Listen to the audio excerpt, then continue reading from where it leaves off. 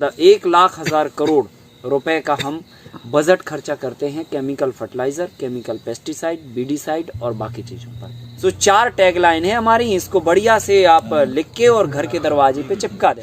अब हम अपने टॉपिक पे बात करते हैं। आज जो हमें डिस्कशन करना है कि हिंदुस्तान में आज हम जिन चीज़ों को लेकर आगे बढ़ रहे हैं, ठीक है, हमने खेती के ये सब सारी चीज़ों को देखा, समझा, परखा, सब कुछ किया, पर ओवरऑल हम किस सिनेरियो पे आगे बढ़े, हमें जो खाका है वो क्या दिमाग में होना चाहिए कि ये हमारी मतलब कहने चाहिए एक बॉर्डर लाइन है या फिर हमारी ये मेन लाइन है, इसके आधार पर ही हमें अपने काम को गति देनी है। ठीक है, जैसे होता है ना कि भाई जो है एक बार हमने घर की नींव डाल दी चारों तरफ, है ना, और फिर उसके बाद अब जो है ना, ठीक है, अब इस पे दीवार खड़ी करनी है चारों तरफ से, है ना, जो भी है, या अंदर में दीवार खड़ी करनी, बाहर की दीवार खड़ी करनी। तो मेन जो नींव है वो क्या है? नींव ये है, या लेआउट क्या है? लेआउट ये है कि जो है मेन जो बात है वो ये कि हिंदुस्तान में आज जो है ना किस कृषि का सिनेरियो क्यों बिगड़ा है, कारण क्या है, वजह क्या है? गलतियां हमने कुछ की, जाने अनजाने में की, भूलवश की, जैसे भी की, पर हैं, और उन गलतियों के कारण बहुत बड़ा खामियाजा हम सबको भुगतना पड़ रहा है। किसी एक व्यक्ति के लिए नहीं भुगतना पड़ रहा, हर व्यक्ति के लिए उसको भोगना पड़ रहा है। ठीक है, सो पहली गलती हमने जो की वो की अपनी देसी गायों को कंटामिनेटेड करके। ठीक है, अब अगर हम पूरे सिनेरियो की बात करें तो आप गंभीरता से इस बात को समझना। पहली बात तो ये है कि हमने अपनी भारतीय नस्ल की देसी गायों को कंटामिनेटेड किया। कारण दूध क्रांति हमें देश में लानी थी। हरित क्रांति के बाद दूसरा जो सपना था, ड्रीम था कंट्री का, वो ये था श्वेत क्रांति डेवलप करना।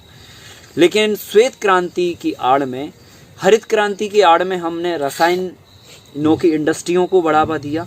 ठीक है, और आज आप देखो तो जैसे मेडिकल स्टोर की दुकान होती है ना, पहले किराने की दुकान हुआ करती थी, फिर मेडिकल स्टोर की दुकानें होंगी। किराने की दुकान में क्या होता है, कहीं गोली रखी है, कहीं ये रखा है, कहीं ये रखा, कहीं ये रखा है। अभी मेडिकल स्टोर की दुकान पे जाओ तो कहीं इंजेक्शन रखा है, कहीं ये रखा है, कहीं वो रखा है, 50 तरह की मेडिसिन पूरी भरी पड़ी है दुकान। ठीक है, फिर ऐसे ही जो है ना अब कृषि की दुकानें चालू हुई। आप केमिकल की कोई भी दुकान पे चले जाओ जहाँ पे आपको खाद बीज मिलता है, वहाँ पे तमाम तरह की आपको पूरी सजावट जो है ना किराने के जैसे मिल जाएगी। सो तीसरी दुकान जो है ना ये चलने लगी अब। तो कुल मिला के कहने का मतलब ये है कि कुछ गलतियां हमने जाने अनजाने में की और हरित क्रांति की आड़ में एक बहुत बड़ी इंडस्ट्री हमने खड़ी कर दी। केमिकल का अगर टोटल बाजार आप देखोगे तो आप दंग रह जाओगे। लगभग 60,000 से 80,000 करोड़ का हम बीडीसाइड इस्तेमाल करते हैं हिंदुस्तान में एवरी ईयर। कितना? 60,000 करोड़ से लेकर 80,000 करोड़ का, सोचिए, बीडीसाइड, जिससे कचरा खत्म किया जाता है। ठीक है, लगभग 4.5 लाख करोड़ से लेकर 5 लाख करोड़ का खर्चा हम करते हैं डीएपी और यूरिया में, केमिकल फर्टिलाइजर। 4.5 लाख करोड़ से लेकर 3.5 लाख हजार करोड़ से लेकर 4 लाख हजार करोड़ रुपए तक खर्चा करते हैं हम केमिकल फर्टिलाइजर पे, और लगभग 3.5 लाख करोड़ से लेकर 4.5 लाख करोड़ तक हम खर्चा करते हैं पेस्टिसाइड पर, जहर स्प्रे करने में। ओवरऑल अगर हम बजट उठा के देखें, 1 लाख हजार करोड़ रुपए का हम बजट खर्चा करते हैं केमिकल फर्टिलाइजर, केमिकल पेस्टिसाइड, बीडीसाइड और बाकी चीज़ों पर। 1 लाख हजार करोड़ रुपए, सोचिए। सो इतना जो पैसा हम खर्चा कर रहे हैं, ये सब कहाँ जा रहा है बताइए आप, और कहाँ से आ रहा है? दोनों चीज़ों पे बात कर लेते हैं। जा रहा है बहुराष्ट्रीय बड़ी बड़ी मल्टीनेशनल कंपनीज के पास में, सो उनकी तरक्की हो रही है। ठीक है, और निकल रहा है कहाँ से? उस किसान के पास से जिसके पास जो है ना अगले सीजन के लिए अनाज बोने को नहीं है, उसके पास से निकल रहा है लगातार। सो ये गलती है, और इसके परिणाम क्या हैं? ठीक है, समझ आता है कि भाई जो है ना आपको ज़रूरत है, सो आप हमें पैसे दे रहे हो और हम आपको चीज़ें दे रहे हैं। वहाँ तक तो बात सही है। ठीक है, पैसे का लेन देन यार दुनिया में सदियों से चला आ रहा है। ठीक है, सदियों से, मतलब पहले नहीं था अपने भारत में, वस्तु विनिमय का सिस्टम था अपने यहाँ, अब लेकिन मुद्रा विनिमय का सिस्टम है। सो मुद्राओं से हम चीज़ों को खरीदते हैं और जमा करते हैं, सब कुछ करते हैं। सो इस सिस्टम में ठीक है, हमने आपको कोई चीज़ बेची, आपने खरीदी, बात खत्म हो गई, हमारी आवश्यकता पूरी हुई, आपकी आवश्यकता पूरी हुई। लेकिन इसका अंतिम परिणाम क्या है? अंतिम परिणाम ये है कि जो है ना, हमारी जो कहने चाहिए ज़िंदगी है, या जो हमारी मानव जाति है, वो खतरे में लाके हमने खड़ी कर दी। इसका परिणाम ये है। हिंदुस्तान में स्कूल कॉलेजेस से ज़्यादा हॉस्पिटलों की संख्या होने का मतलब ये है कि हमने कुछ ना कुछ तो गड़बड़ किया है। आज आप देखो, कैंसर से कितने लोग मरते हैं, टीबी से, हार्ट अटैक से कितने लोग मरते हैं, ब्लड प्रेशर से कितनी मौतें होती हैं, तमाम तरह की जो बीमारियां हैं, और ऐसी कई बीमारियां हैं जिनका आपको पता भी नहीं है, उन सब से कितनी मौतें होती हिंदुस्तान में, अंदाज़ा नहीं लगा सकते। कितने लोगों की माँ बिछड़ जाती, कितने लोगों के बाप बिछड़ जाते, कितने लोगों की बहन बिछड़ जाती, सुहाग उजड़ जाता, भाई बिछड़ जाते हैं। सो ये सब जहर का मंजर है जो हमें अभी देखने को मिल रहा है, और आने वाले समय में अगर हम लगातार इसी तरह से लगे रहे तो ये मंजर और भी बढ़ सकता है।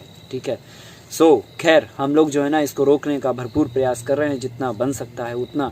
सो कुल मिला के हमने रसायन खाद डाल के गलती तो की है, इसमें कोई दो राय।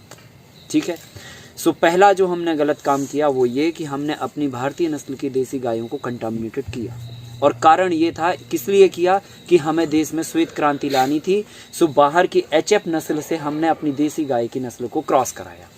पशुपालन डिपार्टमेंट ने बहुत सारे जो है ना सीमेन ला के और अपनी गायों को AI करा के ब्रीड बदल डाली।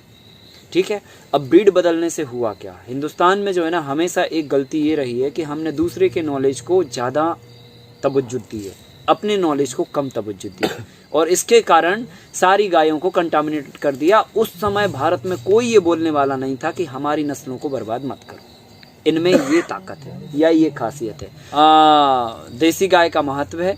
अब हमने जो आपको बताई बातें कि भाई पहली जो गलती हम कर बैठे वो ये कि हमने अपनी गायों को कंटामिनेटेड कर दिया, ब्रीडेड कर दिया, जिसके कारण हमारे खेतों में बिना एनर्जी का गोबर जा रहा है, जिससे पैदावार नहीं हो रही है। दूसरा बड़ा गलत काम हमने किया वो ये कि हमने अपने सारे देसी बीजों को कंटामिनेटेड कर दिया, उनको भी हाइब्रिड बना दिया, संकरीकृत कर दिया। सो देसी बीजों को संकरीकृत करने से हमारी जो बीजों में मेडिसिनल प्रॉपर्टी थी, जो ओरिजिनल प्रॉपर्टी थी, वो कहीं ना कहीं डैमेज हो गई। क्योंकि जब संकरीकरण की प्रोसेस होती है तो उसमें क्या होता है कि दो चीज़ें नई जुड़ जाती हैं, दो चीज़ें पुरानी घट जाती हैं। सो संकरीकरण की प्रोसेस ने हमारे देसी बीजों की जो प्रॉपर्टी थी, मेडिसिनल प्रॉपर्टी थी, उसको डैमेज कर दिया। और वो मेडिसिनल प्रॉपर्टी कैसी थी कि लोकली जो कोई बीज अगर उग रहा है, अगर आप उसका ही सेवन करते हैं तो वो बीज आपकी बॉडी में, क्योंकि आप वहाँ के इन्वायरमेंट में रहते हैं और वहीं के इन्वायरमेंट में वो बीज उगा है, सो आप उसको अगर खाएंगे तो वो आपकी बॉडी को रिपेयर करेगा।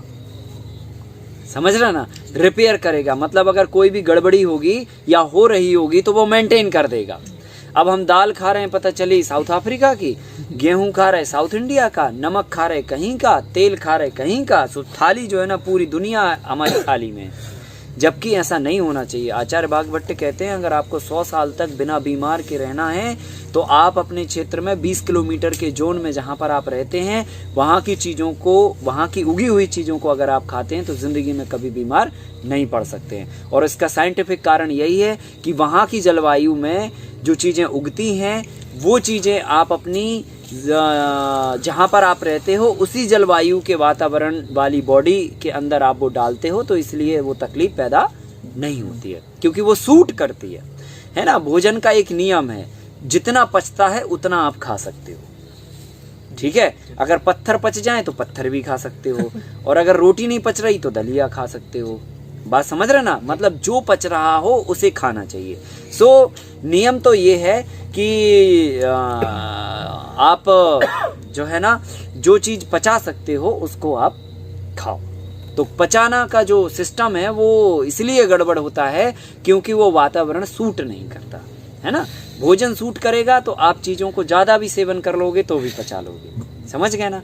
और अगर वातावरण सूट नहीं किया तो आप थोड़ा भी खा लोगे तो तकलीफ बन जाएगी, समझ रहे ना। सो इसलिए हमें कोशिश करना चाहिए कि हम बहुत ज़्यादा कुछ ना कर पाएँ तो हिंदुस्तान में उगी हुई चीज़ों को तो खाएं, ठीक है कि नहीं, बाहर की उगी हुई चीज़ों को ना खाएं। सो ये बात ध्यान में रखनी है और कोशिश ये करनी है कि हम जो है अपने वातावरण में चीज़ों को उगा के उन्हीं का सेवन करें। मैक्सिमम तो कर सकते हैं, जो कर सकते हैं उतना तो करें। तो मेडिसिनल प्रॉपर्टी हमारे देसी बीजों में होती है जो हमारी बॉडी को हर दम रिपेयर करते हैं। सो इसलिए हमें पहला जो दूसरा बड़ा काम करना है वो देसी बीजों के साथ में आगे बढ़ना है। तीसरा बड़ा काम जो करना है, जो गलती के रूप में हुआ कि रासायनिक खेती को भारत में शुरू किया गया और रसायनों की वजह से अस्पतालें खड़ी हो गई, जिंदगियां उजड़ गई और हमारी उम्र भी कम हो गई और हम बिना बीमारी की जिंदगी को नहीं जी पा रहे।